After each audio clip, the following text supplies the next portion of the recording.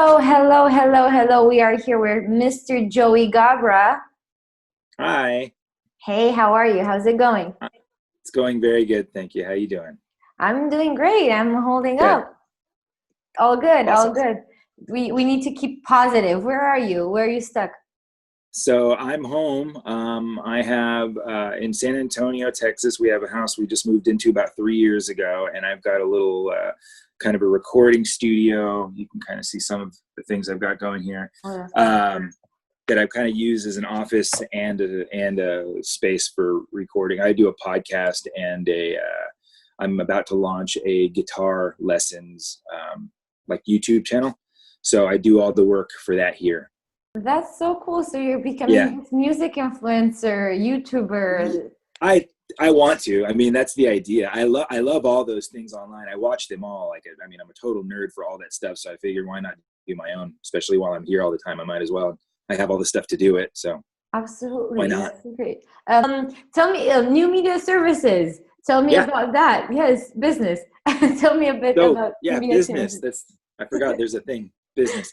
Uh, yeah, business is all right actually. So for those who don't know a lot about the company, we're essentially this kind of giant outsourcing operation, right? And what we are is this big sort of house of talented people who can kind of do a lot of things, and people will come to us to sort of help them tailor make a certain solution. So it's really outsourcing in a more refined sense. And a big focus for what we do is on the engagement and social media side of things. So we deal a lot with online dating and online gaming and online, any sort of social engagement where you have end users and they need to be engaged in order to encourage them to spend more money or subscribe or do whatever it is. So we have a lot of different ways we kind of handle that. And right now, I think with the quarantine and with what's going on in the world, that side of the business seems to be going really well. I think we're one of the lucky ones for where we've sort of positioned ourselves, that while everyone's at home and engagement, is booming for that specific reason. It sits really well with us for what we do and what our clients need from us. So a lot of the big dating companies and gaming companies that we work with are on fire right now. Which, I mean, I wish it was under better circumstances, but it's a nice problem to have. So yeah, we are doing a lot of that stuff, and then where we're lucky that we are able to do what we do mostly remotely. So even though we've got about 1,100 people working for us, we're doing a fairly decent job of trying to keep up with everyone, make sure everyone stays accountable and work's getting done. We've got a good team. So thank goodness there's not a lot of micromanagement needed on that regard. So things are going all right for us, actually. Oh, that's awesome. That's Yeah, it's really nice. 1,100 people, really? I think a little more. Yeah, I think yeah, I think just over, maybe closer to 12 now. Oh, wow. And how does Yeah, the it's company, where's the headquarters? How do you guys work? so I'm not sure if we made a big deal about it, but our main headquarters is in Baguio, Philippines. So this is a few hours outside of Manila, and it's this beautiful little sort of a college town. So what we've done is we positioned ourselves there for a lot of reasons. I think the obvious ones are economics. We can be out in the Philippines and we can work and create a labor force at a much more cost-effective rate. And because it's a university town, we're also able to pull a lot of really good, hungry talent. People who are ready to work, a lot of the graduates, and we're right there for them. And so in Baguio, we sort of have created ourselves as sort of the almost the Silicon Valley of the Philippines, right? So Oh, it's because of the demographic out there, and because of companies like ours who are really focused in the digital media space and technology, it's a desirable location for a lot of those types. And so what we've done just recently, we built a new building that we were going on and on about in social media, that for the Philippines, specifically Baguio, even this would be considered a work of art. This building is unbelievable. it's sort of like the Google of this area. So it's, you know, just kind of this high tech, state of the art, gorgeous building that kind of houses all our facilities. And we wanted to provide a really cool place for our staff to work when we have that many people. And we like to do everything we can to keep our turnaround as low as possible. We don't like firing people. We don't like people quitting, obviously. So we've given them an environment that sort of caters to them being excited to come to work every day and stay as long as possible. And that's what this building does. It's gorgeous. It's high tech. It's got a restaurant in it. Everybody gets, and it's 24 hours. We're a 24/7 service. Mm-hmm. So every bit of that building is constantly working like a machine all day, every day, to make sure these people are happy and helping, you know, put out a good product for our clients. So yeah, but the short answer is we're in the Philippines in this killer building that per shift, we've got about 300-400 people coming in and out, you know, per 3 shifts a day. So that works out to, closer to 1,200 on the average right now. So now they're all working remotely from home, right? Right now, so the bulk of the staff is working from home. I think we still have a few that actually need to be in the office for certain technical things, but we keep that pretty low. And then that doesn't include our international staff like myself. We've got a team in the Ukraine who's sort of our senior level IT guys. We've got sales staff in, I think, Switzerland.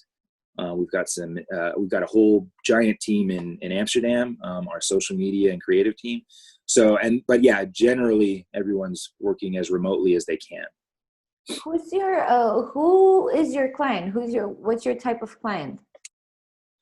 So it's becoming harder to nail down that answer. That's been one of our big things why, you know, especially when we're talking to companies like yours about how we present ourselves at trade shows and things like that, because we haven't really been able to nail down sort of our marketing message or who specifically we need to talk to, because our services are with so many variables.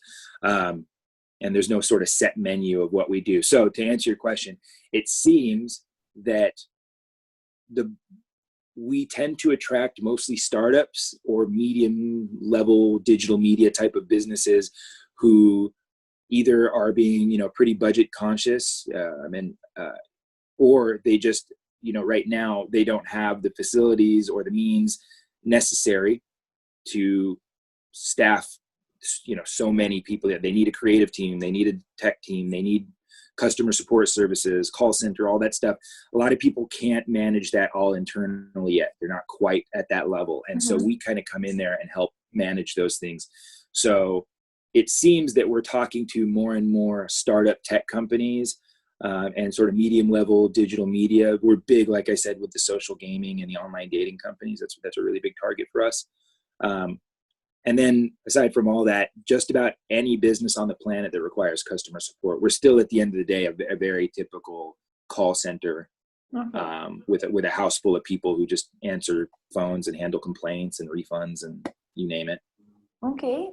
Yeah. How have you been cooking? Anything new? Is anything happening new that's, you know, due to Corona and the reason that because we have to stay at home? Is anything new coming in? So in our case, there's always, I don't know, that's kind of a tough one. So yes, there's always something new in terms of, I guess, in our case, we are constantly coming across new, smaller clients. I don't think we're getting any huge like home run deals right now while everybody's kind of just trying to stay afloat. Again, a lot of the startups that are sort of in survival mode right now are what I seem to be seeing a lot of coming our way. Yeah, I think from our perspective, the most interesting things we're seeing is on the marketing side. We have this giant creative team out in Amsterdam who really focuses on production in terms of media. So they do a lot of TV shows for us and our clients who want some sort of social media. We do a lot of web series and things like that, and we'll help them with the production and the actors and blah, blah, blah. And there's some really clever new marketing things that people are doing to try to keep people engaged and more interested while they're kind of stuck at home or they're worrying about what's happening with the world today. So I've seen a lot. Yeah. So, I mean, it's nothing, I guess, nothing totally blowing me away or super awesome and original from where we sit. We're just kind of providing our services as needed. But yeah, I'd say there's still that kind of thing coming in. It's small, but yeah, it's nothing hugely exciting that I can see. No, that okay. That's interesting. I've seen a bit of change in the industry. Like everybody now is trying to switch to certain things or focus on other things just because the situation is coming. A lot of people Yeah, are there's a lot comparing of it pivoting. exactly, and a lot of people are comparing it to the financial crisis from 2008. What do you think about it? Ah, yeah, I think I totally agree. I think there's a lot of parallels, in terms of how businesses are reacting to the crisis. I think you can look at it from a lot of different angles. So there's the 2008 crisis forced people to pivot, right? We found ways to make things more accessible or give it away for free and then still somehow monetize it in a magical way. And we had to get really creative with how, and that's a lot of what's happening right now. I'm seeing some really cool, and it's not necessarily just in our industry, but I'm seeing a lot of businesses come up with some clever ways to just keep people walking in the door one way or another, whether it's your website or your actual storefront, do that. And I think what we're going to see, for my personal parallel, me being sort of a fan of history and kind of how things have been playing out this time around, you could almost look at this in the same way as the crisis of 2008, or even more dramatically, a world war. When each world war ends, there's this really rough period where we've got to kind of dig our way out of the deepest hole ever. But look at the 40 to 50 years after is sort of this magical, amazing time that we kind of come. It's almost like hitting a reset button. And I think that's kind of what's happening now, and we have more tools and more information now than ever before to do that in a really cool way. So I think we're only just starting to barely scratch the surface. When things start to really culminate, and because I don't think we've hit the worst of it yet, it's going to be sort of this survival of the fittest thing, right? Like the real smart ones. And it's not going to be always about who has the most money. It's going to be who comes up with the coolest shit, to really not just change their business, but potentially the ecosystem, which will be neat to see. And I think, again, my company, because of the type of services we offer and our ability to be really malleable, I think we're suited quite well to kind of fit in the mix of all that when it starts happening, hopefully. That's good. Let's hope. Yeah. Hopefully it won't last that long. I understand that Yeah, I mean, Texas is starting to open like the store, the restaurants or something. Yeah, we're seeing things too. It seems like either things are starting to settle down or people are just finally kind of getting used to it. Like I can't tell which is which yet, but the energy is changing and people are a lot more relaxed about whatever's going on now. So it's interesting to see how that's going. Yeah, hopefully we won't stay home that long. My passport is crying. It I hasn't know, had right? it such a long time. How did you end up in this industry? How did you manage? How did you come here? Just in the industry in general. No, like what's your story? Okay. Let's see. How do we make this short? So basically, yeah. I started, so when I got out of college, I don't remember, early 2000, I took an interest in web design and internet marketing, which back then was a completely different thing than what it means today. And I started with a company that had just sort of cornered the market almost in Google AdWords, which was brand new. Nobody had heard of it, and is a really neat way to promote your business. And this sort of put me in a position to start understanding Google AdWords from what that was 15, 20 years ago, and what SEO was 15, 20 years ago, which is also a completely different thing now. But to have been involved in that side of the business that early on was an interesting thing, because what really kickstarted everything for me in the adult industry specifically was right around 2006. Some maniac had an idea to create this little phone with a touchscreen on it and stick a big Apple logo on it. And in June 2006, our world changed completely. And the iPhone happens. And now companies who are creating online products, specifically of adult type, are trying to see what's the best way to make it work on that cool little device. And nobody in the world has any experience yet in mobile. So they're looking at people like me who have some kind of a background in online marketing, SEO, blah, blah, blah, blah, blah, and trying to see where maybe I can start paving the way for that kind of thing to happen. So my first sort of foot in the door was with a company we all know today as Twistbox. Okay. And Twistbox was a different company back then, different owners, different people all together. But for those of you who know Lermond and Renee, the two owners, we all worked together at the time. And that would be around 2006, 2007. And it was when the mobile billing world was kind of this cool, Wild West, crazy time where you could monetize anything on your cell phone at the click of one button. And it was money flooding everywhere.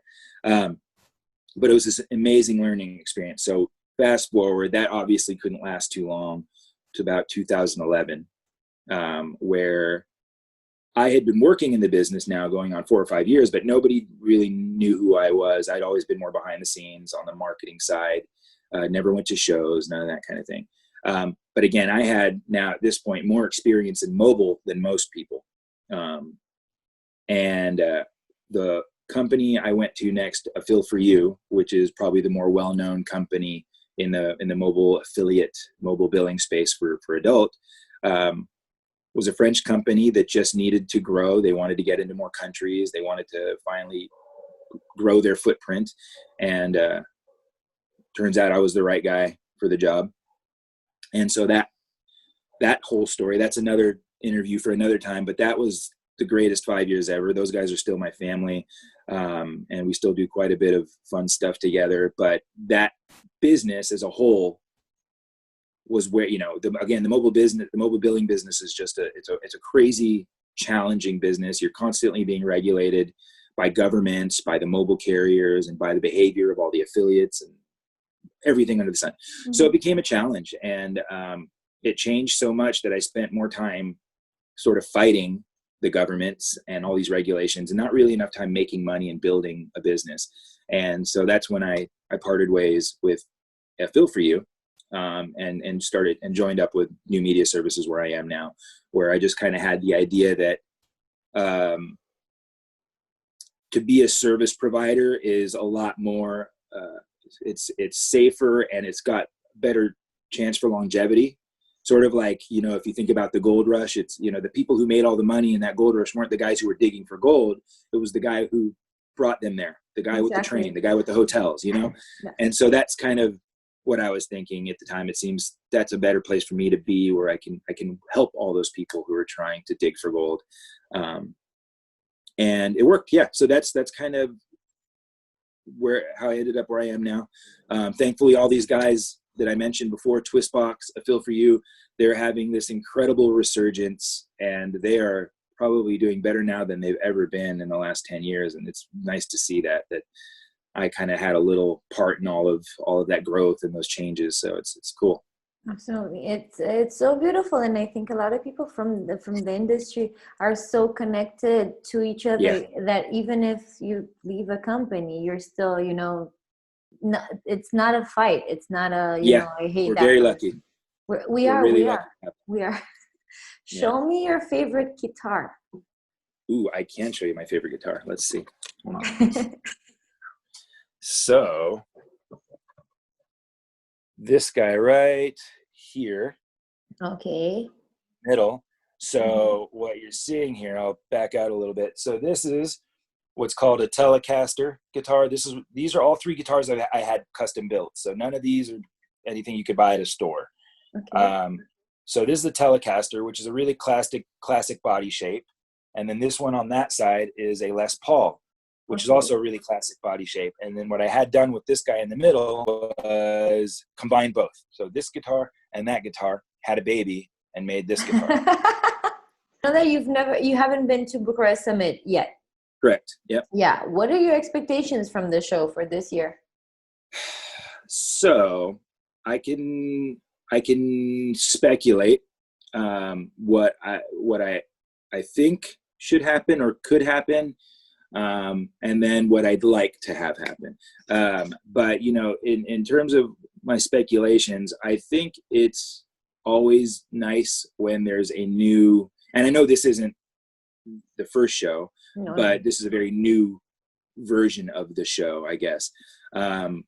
Especially the time of year and how it all sort of, so for September being near, that's sort of our big show season right around there. Yeah. So I think it's an interesting time to do a show like this in terms of added value and sort of the competitive nature of the other shows around it.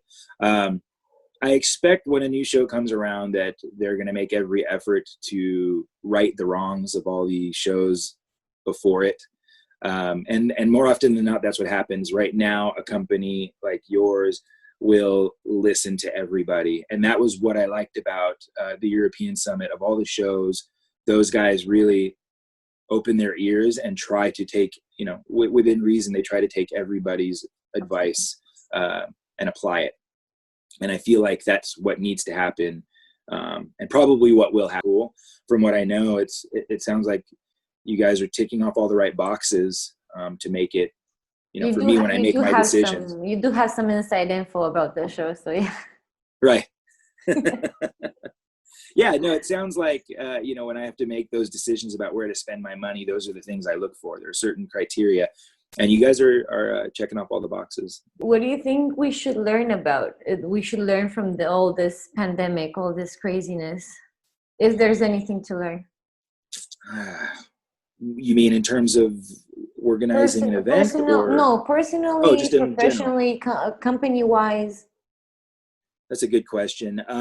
Well, I think there's the common sense stuff. I think people are learning that regardless of pandemic or not, we need to make good decisions about how we look after our health. And I have to hope that that's one of the big things that'll come out of this, if anything, is that just people, without having to, it should be second nature to look after yourself and to do smart things and to look out for those around you. I think that should just be normal. And I'm just as guilty of it by every stretch of the meaning. Despite all the politics and all the crazy shit I hear people arguing about all the time, I have a lot of faith in people, especially the young ones. And so I think even though it might have, the worst case, it's going to be a rough few years, best case, maybe not. I think in the end, the young ones are going to make everything better. Well, yeah, I think so too. That's such a good thought to have. That's such a positive thought to have. I believe it. I do believe it. That's amazing. Thank you so much, Joey. Do you want to give a shout out to anyone special that you missed from the industry? That I miss from the industry? Yeah. I'm lucky that I get to, I still stay in touch with a lot of people. I will say, since we haven't been to the shows, my BFF, Steve Wynyard, I've missed him the last couple of shows. And my other BFF, John Todd, JT, he under much better circumstances, he retired. He basically chose to leave. So that was up on him. But under these circumstances, I do miss Steve a lot. So, but we still have a little digital high five every once in a while when we can. That's perfect. Thank you so much, Joey, for Thank taking you. the time. Thank you so much. And see you soon and see you safe. Deal. Thank you.